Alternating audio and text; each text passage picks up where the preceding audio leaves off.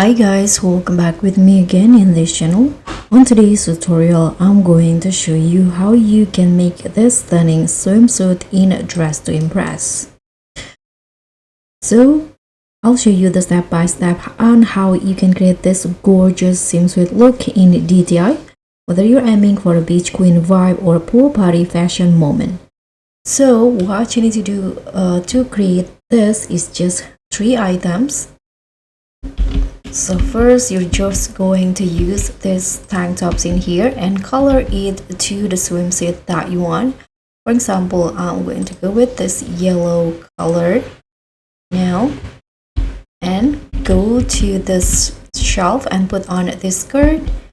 And for the first color, use the same yellow, and the rest of them I'm going to just make it white like this.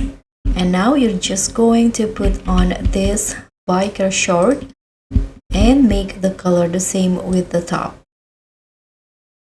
and that's it. So this is the swimsuit look for you. So don't miss out on this sizzling style hack. Like this video if you love summer fits, and don't forget to subscribe and click on thanks for more DTI outfit ideas. Bye.